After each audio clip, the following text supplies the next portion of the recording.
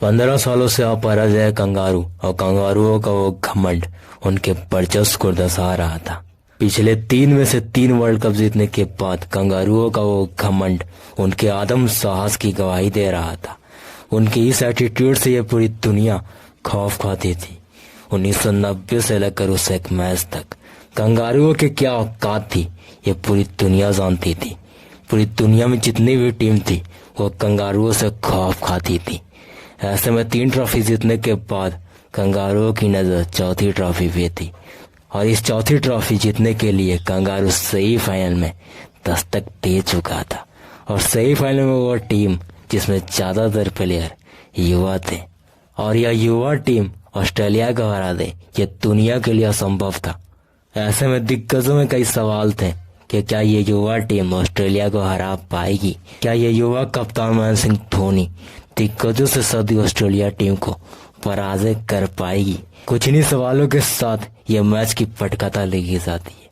नमस्कार, आप देख रहे हो द बाउंड्री लाइन का स्पेशल एपिसोड कहानी द डिस्ट्रॉयर ऑफ कंगारू। दोनों टीमों के कप्तान टॉस के लिए आते हैं और टॉस जीतकर महेंद्र सिंह धोनी ने पहले बल्लेबाजी करने का निर्णय लिया।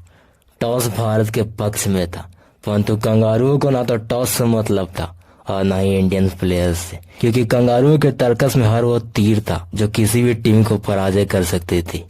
ये रहा दोनों टीमों का प्लेइंग 11।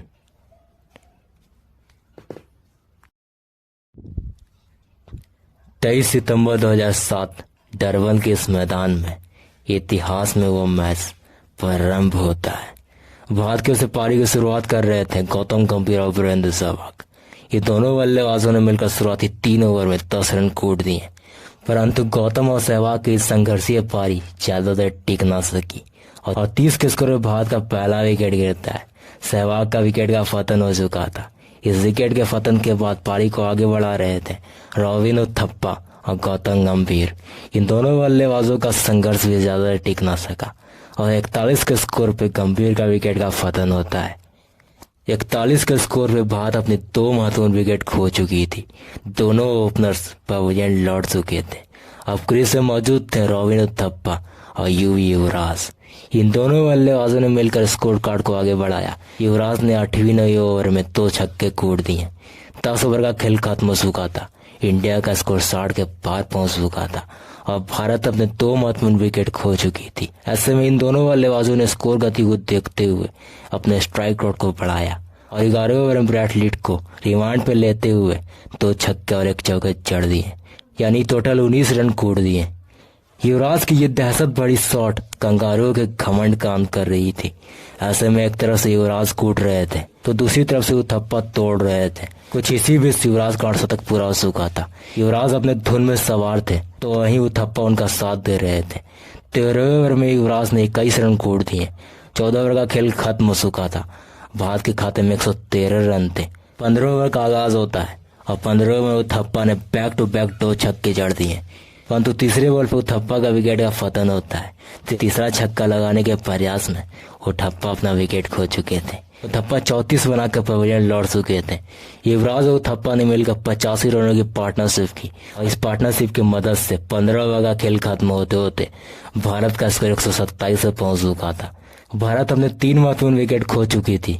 महेंद्र सिंह धोनी और युवराज सिंह ने मिलकर पारी को अपने अंदाज में आगे बढ़ाया और अपने अंदाज में कूटना स्टार्ट किया। युवराज का यह बवंडर कंगारुओं के घमंड का दहन कर रही थी। युवराज के ये शॉट्स, ये रन्स कंगारू पड़ोस का दिल दहला रही थी। युवराज के इस आतंक से ऑस्ट्रेलिया पानी मांग रही थी। उसके इस दहलते हुए अग्नि में कंगारू जल रहे थे। युवराज और महेंद्र सिंह धोनी के फिनिश की मदद से भारत 20 ओवर में 188 रन बना पाता है। ये रहा स्कोर कार्ड। ये रहा ऑस्ट्रेलियन बॉलर्स का पराक्रम।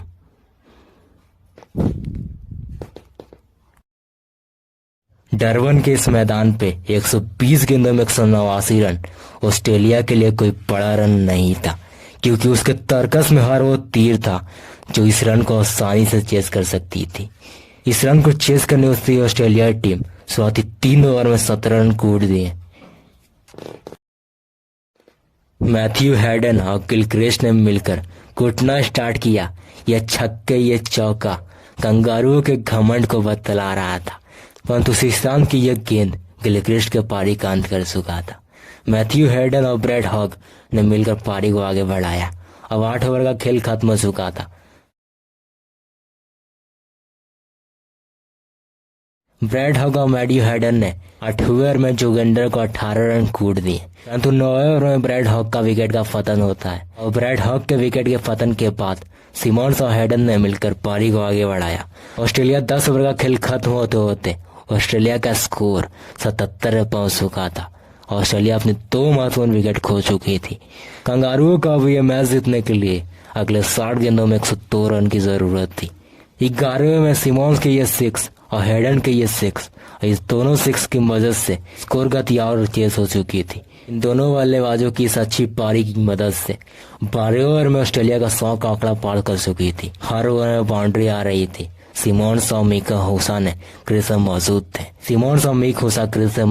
थे। 15 ओवर का खेल खत्म हो चुका था। ऑस्ट्रेलिया के खाते में 135 रन थे। ऑस्ट्रेलिया अपने 3 महत्वपूर्ण विकेट खो चुकी थी। ऑस्ट्रेलिया को अब यह मैच जीतने के लिए अगले 25 गेंदों में 53 रनों की दरकार थी। सिमोंस धीरे धीरे अपने पारी को आगे बढ़ा रहे थे और इस लक्ष्य को पीछा कर रहे थे, परंतु इसी बीच पठान का ये थ्रो और इस थ्रो की वजह से सिमोंस के पारी का अंत हो चुका था। सिमोंस का विकेट का पतन हो चुका था। 18 ओवर का खेल खत्म हो चुका था। ऑस्ट्रेलिया के खाते में 165 रन थे और ऑस्ट्रेलिया को अब यह मैच जीतने के लिए अगले 12 गेंदों में 26 रनों की जरूरत थी, परंतु 18 ओवर में मात्र 5 रन आते हैं। अब ऑस्ट्रेलिया को यह मैच जीतने के लिए अगले 6 गेंदों में 21 रनों की जरूरत थी। लास्ट ओवर का मैच प्रारंभ होता है, 21 रनों की जरूरत होती है। शुरुआती 2 गेंद और दोनों गेंद डॉट। ये दोनों गेंद डॉट होने के बाद ऑस्ट्रेलिया की सांसें अटक चुकी थी, क्योंकि 15 सालों का घमंड उनका चूर होने वाला था। अगले 3 बॉल और 3 बॉल में 2 विकेट और इस 2 विकेट के साथ कंगारुओं का वो घमंड का अंत हो चुका था। वह 15 सालों से अपराजय कंगारू अब पराजित हो चुकी थी।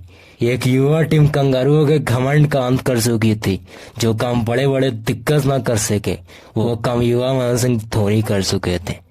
ये रहा ऑस्ट्रेलिया का स्कोर कार्ड। ये रहा इंडियन बॉलर्स का पराक्रम। उस 15 सालों से चलते आ रहे कंगारुओं के घमंड का अंत भारत कर चुकी थी। दुनिया में कई टीम थी, परंतु भारत और भारत की ये युवा टीम कंगारुओं को उस 15 सालों से घमंड की अंत कर चुकी थी। जो काम बड़े बड़े कप्तान न कर सके थे वो काम युवा कप्तान महेंद्र सिंह धोनी कर चुके थे। अगर आप इस वर्ल्ड कप के फाइनल मैच स्टोरी देखना चाहते हो तो हमें कमेंट करके बताइए। और इसी तरह के क्रिकेट डॉक्यूमेंट्री, मैच स्टोरी हमारी आवाज हमारी अंदाज में देखने के लिए सब्सक्राइब करके रखिए हमारे द बाउंड्री लाइन को।